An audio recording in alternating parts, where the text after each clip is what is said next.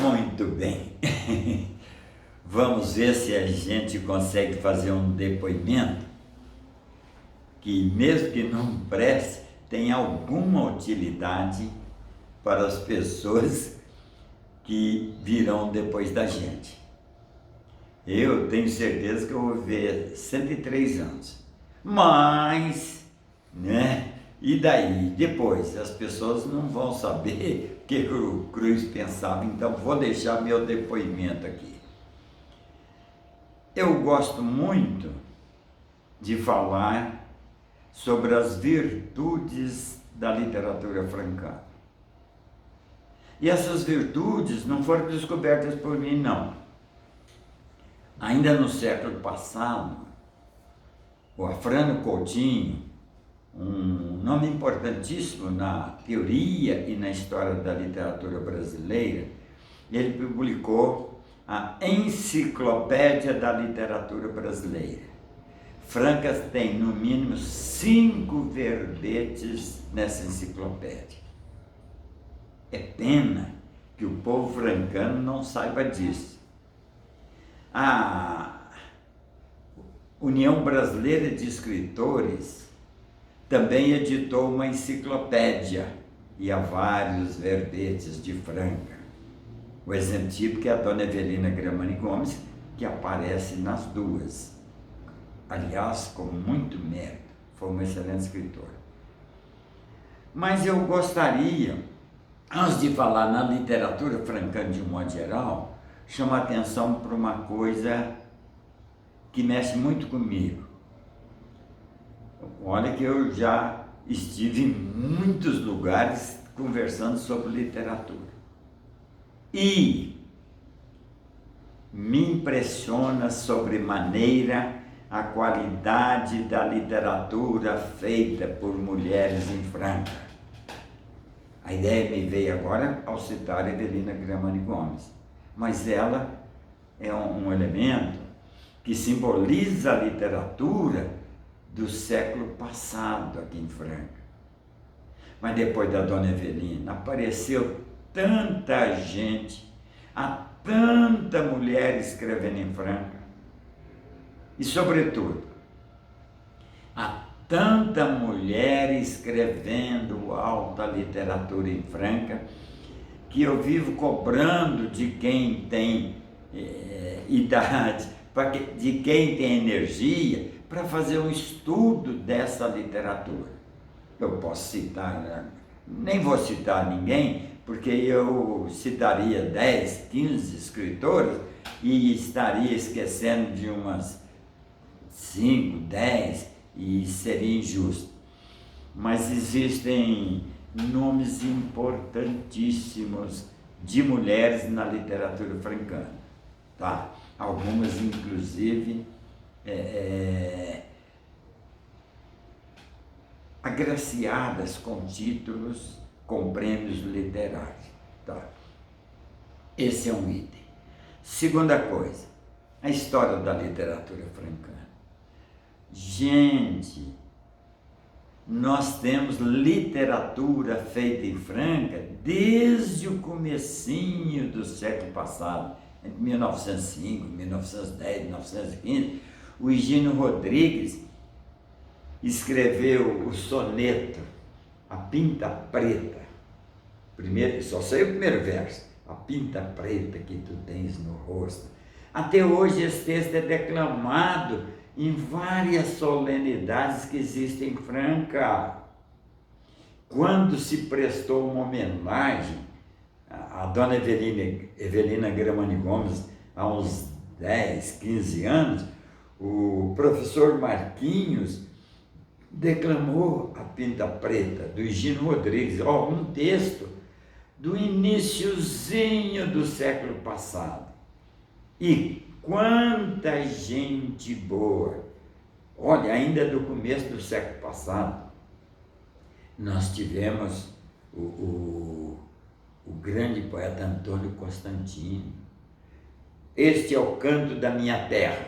O seu livro é um livro de poesias modernas que me assusta, porque ele não é tão conhecido como os primeiros modernistas da década de 20 e 30, né? Época em que ele produziu os seus textos. Nós tivemos muita gente escrevendo bem. Nós temos um escritor, o Dante Bottiglione Finati. O Dante só publicou um livro, depois teve problemas de saúde sérios que o impediram de escrever, mas o livro do Dante é brilhante, há muitas poesias boas. E depois do Dante, me aparece o Josafá Guimarães. Gente, esse é um dos maiores testemunhos da solidez e da altura da literatura francana. Josafá foi poeta brilhante, recebeu o prêmio da Academia Brasileira de Letras, publicou apenas 3 livros, mas ao que me consta deixou 16 livros inéditos. É muita coisa. E depois, na década de 70, muda-se para Franca o Carlos de Assunção. E o Carlos de Assunção, que participou inicialmente do Grupo Teresa, tem inclusive a petulância de dizer que o Grupo Veredas influenciou muito e beneficamente o negro Carlos de Assunção. E aí, mas vou terminar a literatura, depois eu quero voltar no Carlos de Assunção. Depois do Josafá, depois do Carlos de Assunção, quanta gente apareceu nas primeiras, aliás, e na década de 80, né? Nós participamos da primeira, seria a primeira, parece que foi a primeira semana, existem os documentos todos, a primeira semana do escritor de Franca. E nós conseguimos levantar pela primeira vez a relação de todos os escritores, de todas as pessoas que já haviam publicado um tipo de livro qualquer, mesmo não literário. E nós conseguimos levantar cerca de 50 autores francanos. Isso aí foi uma surpresa para o povo. E ficamos uma semana no antigo prédio do Banespa, expondo os livros que conseguimos, ou pelo menos os nomes dessas pessoas, dos francanos que já tinham escrito. A partir daí, a Câmara Municipal tornou a semana uma coisa que pertencesse ao governo municipal e iria desenvolver, e isso não acabou. Perdão, isso acabou, né? A gente voltaria anos mais tarde. O importante dessa época, que o professor Osíris, hoje professor de Teoria da Literatura na Universidade Federal de Minas Gerais, setor liberal, ele fez um estudo crítico dos romances já publicados em Franca. Isso, obra de principiante, mas que tem um valor tremendo. Registrou-se pela primeira vez o romance editado em Franca. Romance de diferentes autores editados em Franca. Algum tempo depois, a gente retoma a Semana do Escritor Francano. Essa iniciativa foi da Ribeirão Gráfica Editora e ajudado por mim. O objetivo era fazer com que as pessoas francanas ou residentes em Franca, que tivessem obras que as trouxessem à luz, que as publicassem, que mostrassem, nem que fossem seus originais. E por 3 anos seguidos, num espaço cedido pelo Shopping de Franca, foi feito uma apresentação das obras que até ali estiveram nas gavetas, estiveram engavetadas, ninguém sabia que existia. E era tanta obra que, num desses anos, não me lembro mais, foi 2001, 2002, 2003, por aí, houve lançamento, numa dessas oportunidades, lançamento de 21 autores francanos editaram um livro naquela feira, entendeu? Depois as despesas para a realização de uma feira para pessoas individuais é um negócio grande, então não podemos fazer mais.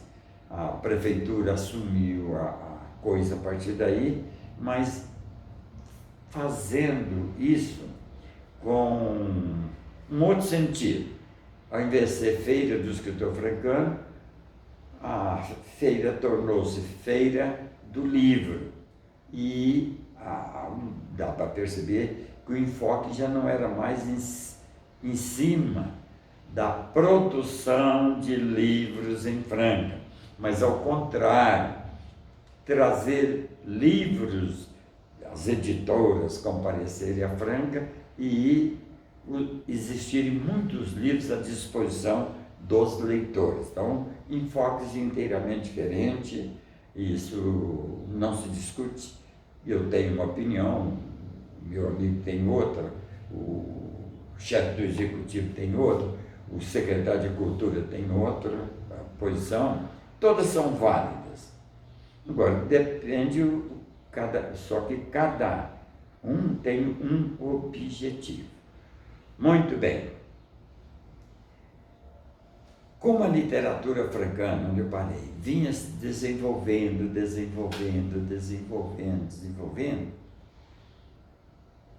o Josafá várias vezes me procurou querendo criar em Franca uma academia de letras.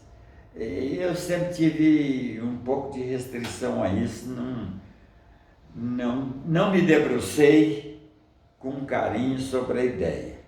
Mas 94, 96, por aí, do século passado, me convidaram para ir a uma reunião na Unifranc, ia se criar uma academia francana de letras, e lá estava, na reunião realmente de fundação da academia, estavam os escritores representados pelo Carlos de Assunção, pela Jeanne Mahallen, que já tinha um livro publicado, Jeanne Mahallen, o Josafá Guimarães e o Hércules de Paula, que havia já publicado um livro de literatura.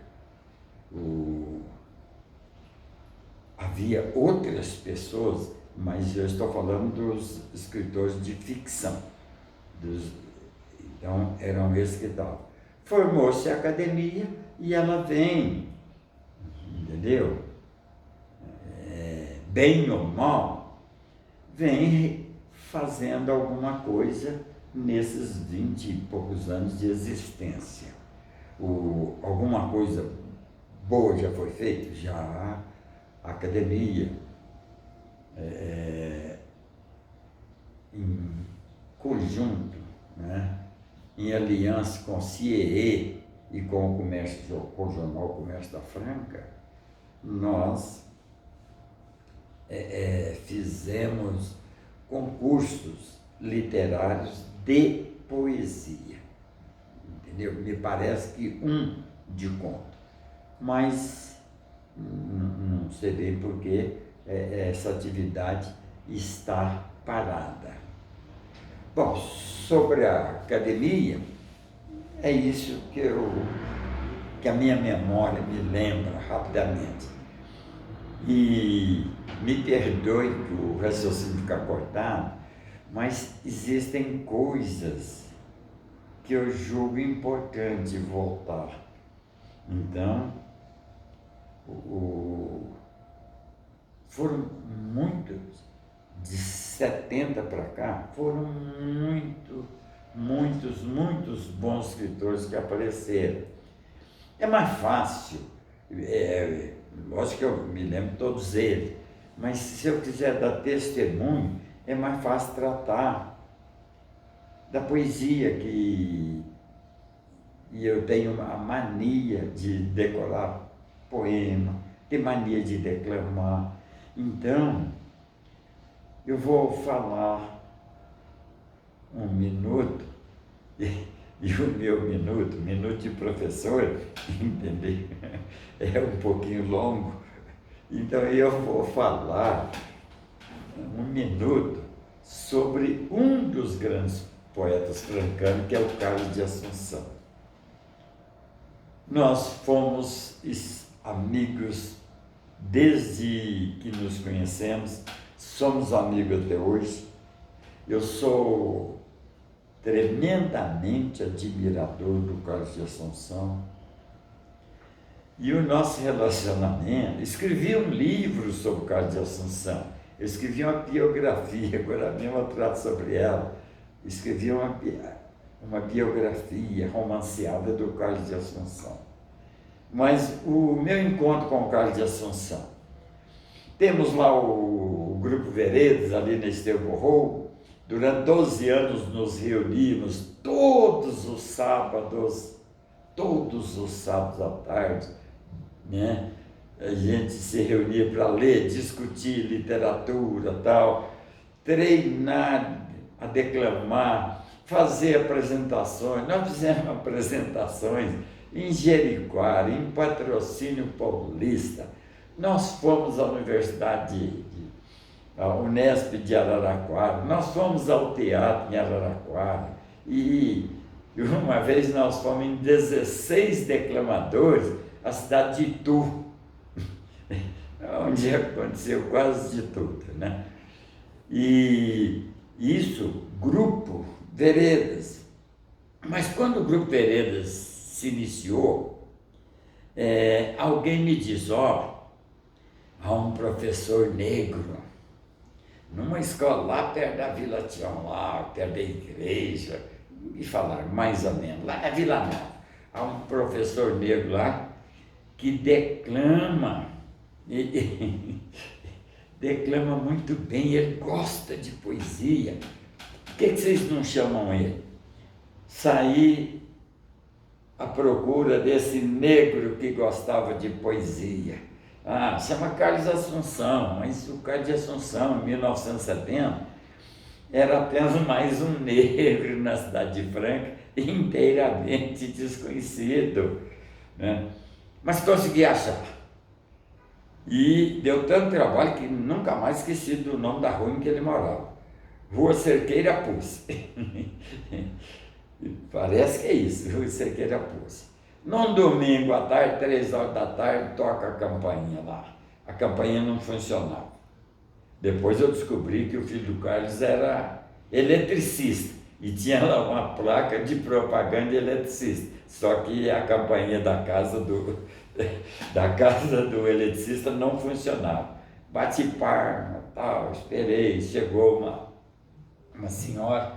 Eu falei, eu chamo Luiz Cruz, quero falar com o professor Carlos de Assunção. O senhor espera um pouquinho? Espera. Fiquei esperando na calçada. Daí uns 15 minutos, chega o Carlos, sai lá na porta com um cara de sono. Vamos entrar? Vamos. Eu era mais doido naquele tempo do que hoje. Entramos, me falaram que o senhor escreve. Nada, não escrevo nada. Eu declamo poesia às vezes, mas eu não escrevo nada. Não, me disseram que o senhor escreve. O senhor tem alguma coisa aí? Mostra para mim um texto. O Carlos some para dentro da casa, 5 minutos depois, volta com um caderno E lá deu para perceber que ele estava procurando nas páginas 1. Eu falei, lê para mim uma poesia. E o Carlos de Assunção leu para mim o tema de Natal número 1.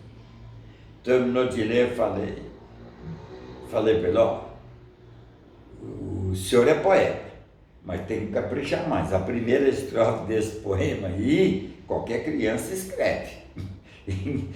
Precisa trabalhar, sabe? Primeiro, o defeito que eu vejo é isso, isso, isso. Eu sempre fui maluco, eu não entendo nada de poesia, não sou capaz de contar as sílabas poéticas de um verso, mas dou palpite. Sempre fui assim, feliz ou infelizmente. Para o Sr. Carlos, eu acho que foi felizmente, porque ele trabalhou esse poema, e esse poema é hoje um dos grandes poemas do livro do Assunção. O Assunção, convidado, começou a participar do Grupo Veredas. Ele era um grande declamador, e nós começamos a publicar no Grupo Veredas uma revistinha chamada Veredas. Mensalmente, a publicação da revista, publicamos 21 exemplares. E, numa determinada altura, nós resolvemos publicar uma antologia. Só que eu, extremamente ditador, eu selecionei de cada colega, e eu selecionei os textos que eu achava que mereciam ser publicados.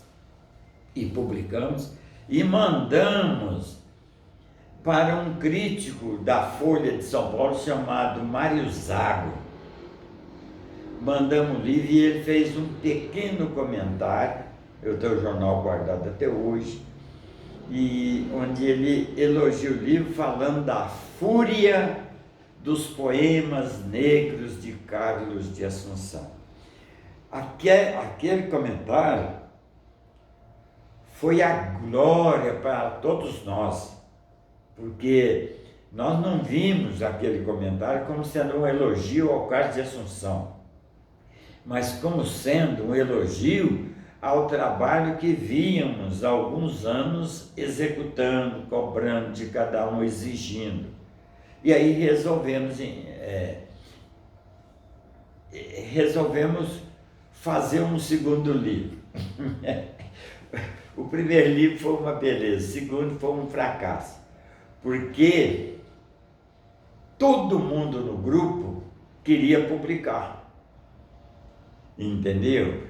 E aí o meu comando foi contestado, porque eu falava, esse vai, esse não vai, esse serve, esse não presta. E eu sempre fui muito direto e muito mal educado, né? Eu não tenho a finura necessária para tratar os colegas escritores. Então, Pirgia Esportivo, tá bom, publica o que quer. Daí todo mundo botou um texto, fizemos o livro Veredas 2, nunca teve repercussão nenhuma. Por quê? Havia coisas boas lá? Havia, mas havia muita coisa ruim, de principiantes, porque o principiante se julga escritor consumado e injustiçado, porque o mundo inteiro não consegue enxergar o que ele está vendo, né? E assim foi. Bom, mas eu passei a conviver, desde que eu fui à casa do Assunção, eu passei a conviver com a Assunção. A gente viajava muito, nós fomos a Itu declamar poesia, né? Eu briguei com o Carlos, porque na hora da apresentação ele já tinha bebido uma meia dúzia de garrafas de cerveja, e eu ficava desesperado. Eu era perfeccionista naquele tempo, ensaiava um mês aqui antes de uma apresentação, e chega lá o cara me bebe, a gente brigava e tal, mas eu tirei proveito dessa convivência com o Carlos de Assunção. Por quê? Ah, eu tirei proveito, porque cada vez que o Carlos, ele tinha duas coisas. Ele briga comigo porque eu conto isso, mas é verdade. Duas coisas. O Carlos de Assunção bebia uma cerveja, ele enxergava todas as loiras que estavam passando na calçada de lá, de cá, se estava sentado na praça, ninguém estava vendo. Ele enxergava todas as loiras, né? E era um momento em que ele se abria e eu ia especulando a respeito de Tietê, a sua cidade natal, do Rossini, que também nasceu lá, e eu ia especulando, e chegava em casa e anotava aquilo que eu achava importante. Eu não me lembro o nome, mas havia uma trova que eu sabia decorar, de um cara lá que exerceu grande influência, em Tietê, que era um indivíduo que vivia bêbado, a polícia prendia, soltava e ele bebia de novo, mas esse cara era trovador, ele escrevia trovas espetaculares, ele exerceu uma influência muito grande sobre o Carlos, e eu percebia isso, então fui anotando, anotei trova, e fui especulando a vida do Carlos de Assunção, e aí eu escrevi um livro que eu gosto demais, chama O Negro do Protesto. É a minha visão do Carlos de Assunção, mas uma visão calcada nas informações que eu colhi, entendeu? No momento em que ele estava desarmado. Tanto é que até hoje, quando alguém fala do livro, ele fala assim, ficou bom, mas o Cruz é mentiroso demais. É porque eu contei os casos das amantes que ele teve na vida, das cachaçadas, de enterro em casa de japonês, entendeu? Japonês morrer, ele lá na roça ir para o enterro, e no enterro eles só bebiam e comiam, né? Enterro japonês parece que assim, eles comem e bebem, né? Eu sei que, contudo, só que eu no fundo, eu sou um lírico, então eu quis dar uma linguagem e mesmo uma tradução, até onde eu pudesse, eu quis dar uma tradução lírica para as impressões que ficaram em mim da vida, até determinado ponto, tumultuada do Carlos de Assunção. Então, e o auge desse posicionamento, está na comparação que eu faço da criação do poema mais famoso do Carlos, que é o Protesto, com as tábuas das leis que o Moisés busca no alto da montanha. Essa comparação, por exemplo,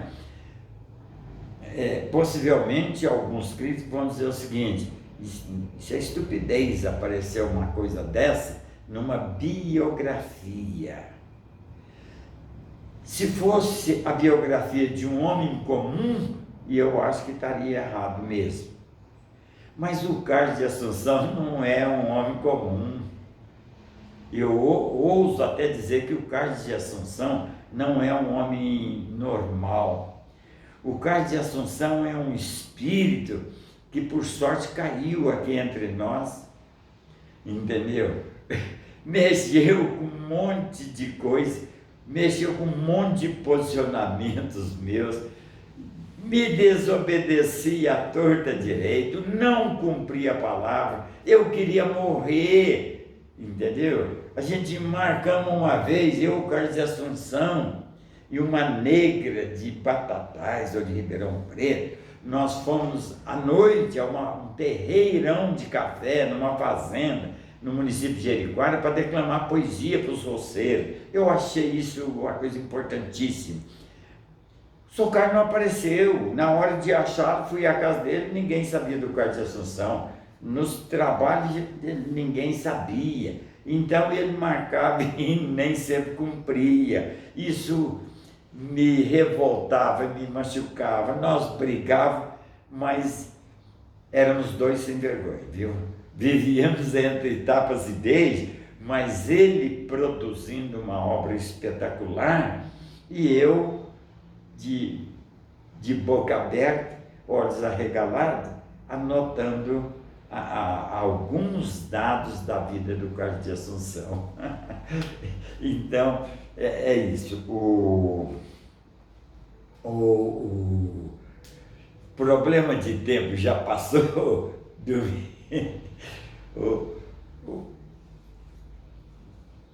Quem mais mexeu muito comigo na época do Veredas? Lógico, o Assunção. Fomos uma vez, Assunção e eu, participar de um concurso de poesia falada em Araraquara, a convite do conhecidíssimo professor Kim Franca, né? Sebastião Expedito Inácio. E chegou a final do concurso, foi num bar famoso lá em Araraquara.